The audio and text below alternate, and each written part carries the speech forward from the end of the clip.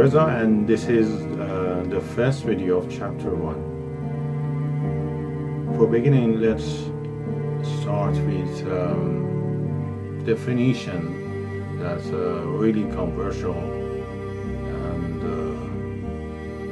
it's the meaning of postmodernism.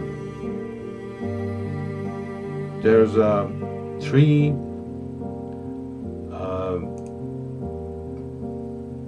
periods or philosophical movements that rank among the most significant in art, literature, and even social and political philosophy. They are classic, modern, and postmodern. Anyone who wants to make progress in, particularly in the fields of literature and fiction, should have knowledge of these concepts.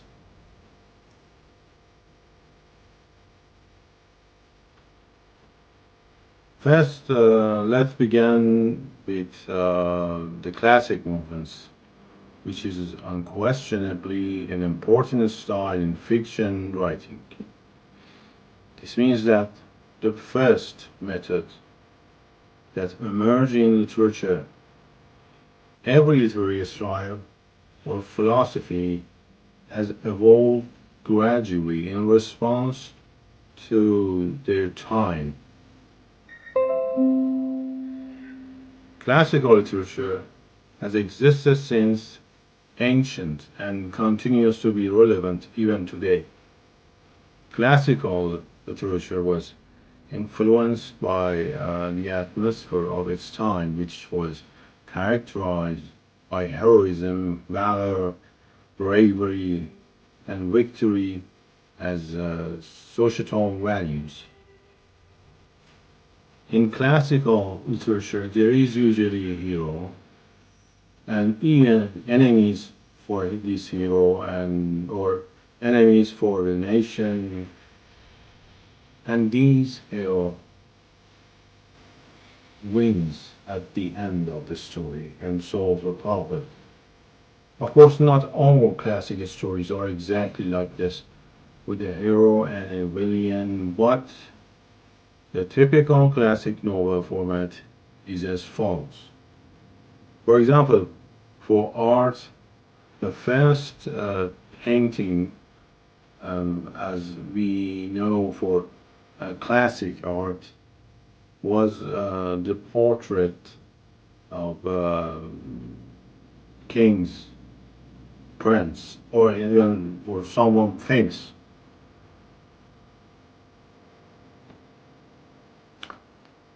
But in classic literature, there was a hero, there are problems, and he eventually solved the problems. That all was about a person. In classic stories, the hero is a man, and women are secondary characters, or even lower in status, and they do not play a major role in the story, which means they play no role in resolving or eliminating the problem. However, another aspect of classic novels is that they are true literary icons in literature. This means that they were the first. Classic stories such as Othello, Romeo and Juliet, the Odyssey are rarely repeated, and they were their first. Many stories like these have not been repeated in classics, indicating that they were not copies, they were original, but rather the originals in their times. Unlike the classics, we live in the modern era, and in the classic, where the main character was noble, powerful, victorious king or prince with respectable morals, with no errors, who was also wealthy and successful at times. However, in the modern era, these rules have vanished. The main character in modern literature is not always a purely positive, as seen in the classics. In a modern story, the main character is usually a man, although in some cases it may be a woman, with some supporting characters. The modern stories uh, in modern stories, the character has not the same strength and moral commitment as the classic story character have. In fact, the principle that everything is either good or bad in modern literature have changed from those in the classics.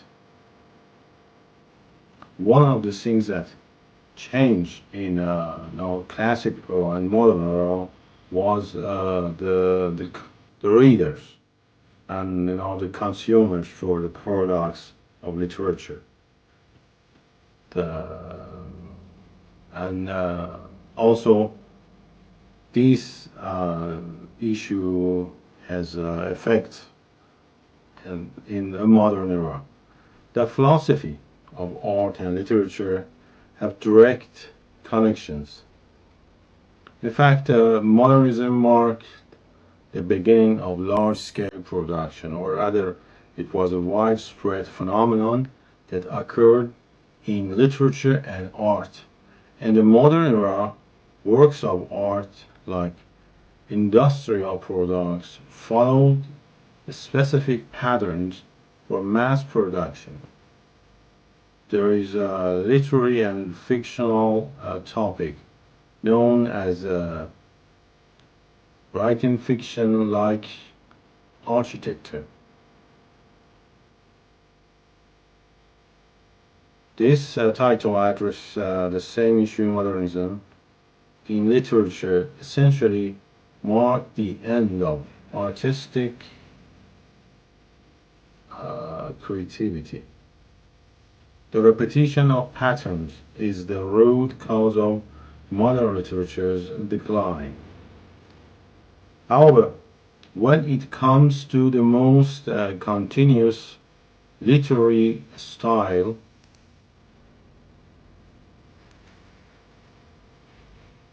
postmodernism, it must be noted that postmodernism in art and literature is a manifestation of philosophical postmodernism.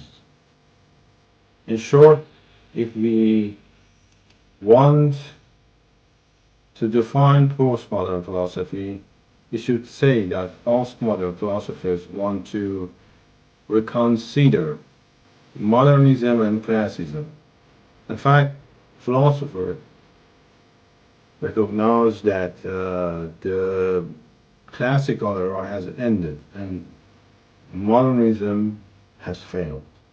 In other words, postmodern philosophers attempt to redefine meanings. I give you an example. In classical era, killing was considered a heroic act.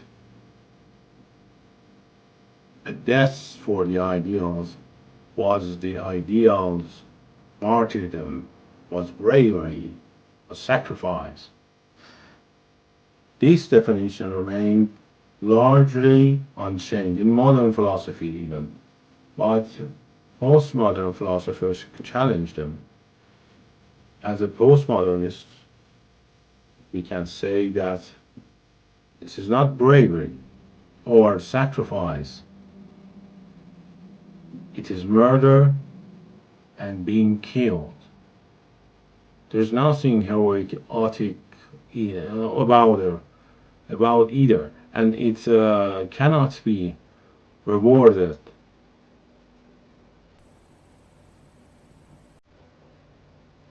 Writing is one method for transmitting information and training.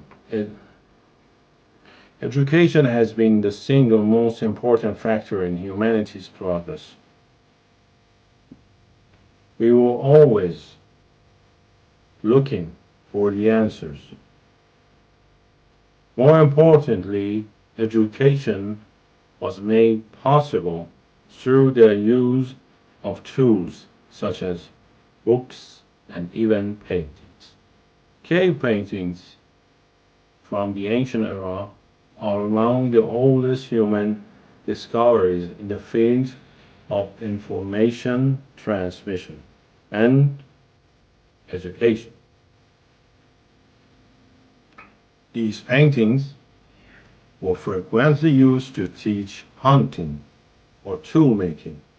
Paintings were later used to teach agriculture and then again to teach war and fight with others. The subjects of these paintings were influenced by the living conditions of their time, and it was necessary for humans to work in groups, such as hunting large animals or farming, and the values of land increased, and the issue of ownership rose in human society. The talent for war and battle more emerged. And values always changing due to conditions, but are they right or wrong? Who knows? And you know, that's the issue that postmodernists try to get to.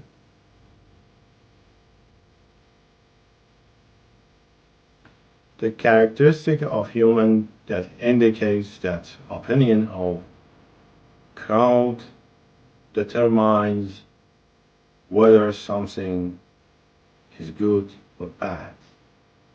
In fact, whether something is good or bad is determined by general public's opinion. Sometimes, actually. And in some traditional society, the opinion of a person with power or influences. This is a fact of human life and one of the issues that postmodernism raises. The classical era was characterized by the creation of heroes, as well as the demand and grant of rights to individual or groups.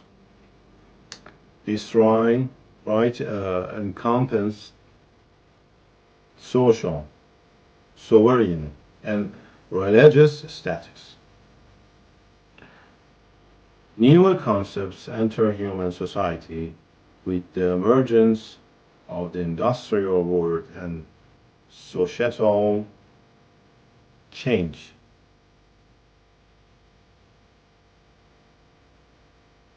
Including the emergence of modern industries and new meanings in economics and politics, as well as changing types of governments.